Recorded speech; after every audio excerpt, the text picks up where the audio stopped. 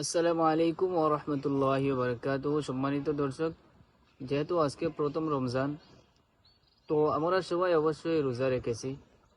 তো সতর্ক বার্তা দেওয়ার জন্য আমি আজকে আপনাদের মাঝে চলে এসেছি।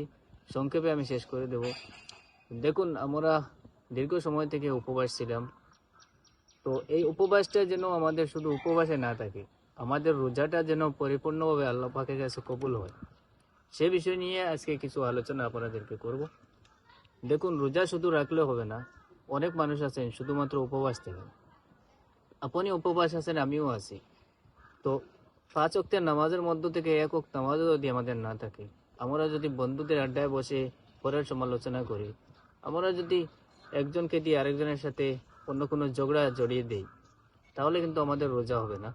আমি সংক্ষেপে আপনাদেরকে বলি, একটি গুনাহ থেকে সবসময় বেঁচে থাকবেন, যেটি হলো অন্যের সমালোচনা, অন্যের গিবত করা।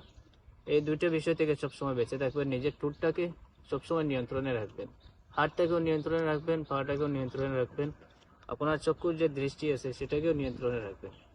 সবগুলোকে নিয়ন্ত্রণ রাখার চেষ্টা করবেন। না হয় শুধুমাত্র উপবাস থাকবেন, আপনার হোক কিংবা আমাদের রোজা কবুল হবে না। আশা করি কথাগুলো বুঝতে পেরেছেন। সবের নিয়তে বেশি বেশি শেয়ার করবেন। আসসালামু আলাইকুম রহমতুল্লাহ।